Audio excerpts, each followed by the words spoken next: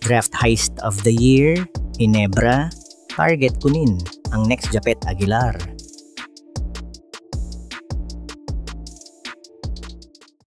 Mga ka-hoops, may isang trade na naganap sa PBA na tila ba'y isang perpektong krimen.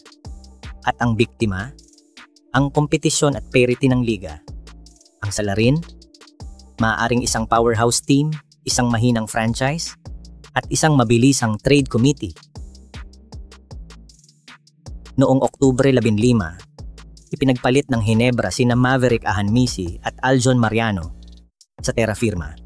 Ang kapalit, ang Season 51 first round pick ng DIP at ang balak, kunin ang pinakamagaling na big man ng susunod na draft, si Michael Phillips ng Lasal. Tingnan natin ang value based on playing time. Si Ahanmisi, 13 minuto bawat laro lang noong last conference. Si Mariano, 20 minuto lang sa 6 na laro. Kapalit, ang first round pick ng isang team na 5 beses nang nakakuha ng number 1 pick sa loob ng 7 taon. Ito ang sabi ng columnist. Parang nagpalit ka daw 2 use at laspag na gulong para sa isang bagong kotse. Hindi mo masisisi si Coach Tim Cone, trabaho niyang palakasin ang kanyang team. Pero ang tanong, bakit pumayag ang PBA at Terra Firma? Ayon sa artikulo, ang tunay na may sala dito ay ang PBA at ang Terra Firma. Una, pinayagan ng PBA Trade Committee ang isang malinaw na lopsided trade na makakatulong sa isang powerhouse team. Pangalawa, ginawa ito ng mabilisan, hindi katulad ng trade kay Dave Ildefonso na pinag-isipan at ni-revise pa. At pangalawa, ang Terra Firma. Sa loob ng 7 taon, 5 na ang number 1 pick nila, pero nanatili silang mahina. Ngayon, ipinagpapalit nila ang kanilang susunod na magandang pick ay nang lalong nakakagalit.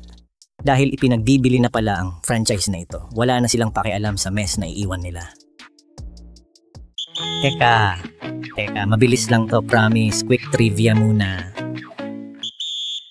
At ngayon, ang ating trivia of the day. Sino ba si Michael Phillips? Siya ang pinakamagaling na big man na inaasahang lalabas sa PBA Season 51 draft. Isang dominant rebounder, shot blocker, at energizer, ang perfect heir apparent sa trono ni Japet Aguilar na 38 anyos na. Reminds us sa laro ni Rudy Hatfield. Kaya kung makuha ng Terra Firma ang number 1 pick ulit, which is very likely, si Michael Phillips ang magiging newest Gin King. Parang isang scripted na kwento, pero ito ang malupit na katotohanan at ika nga business as usual. Narito ang aking analysis na may halong disappointment na. Mga ka-hoops, tama ang columnist. Ito ay isang crying shame, isang malaking kahihiyan para sa liga. Nothing against Barangay Ginebra ha. Ang draft ay dapat para mag-promote ng parity or pagkapantay-pantay para mabigyan ng pag-asa ang mahihinang team. Pero sa nangyaring ito, parang sinabi ng PBA system, okay lang maging mahina, magbenta ka na lang ng pick sa malakas. Nakakalungkot at disappointing. Pero ito ang realidad sa PBA ngayon.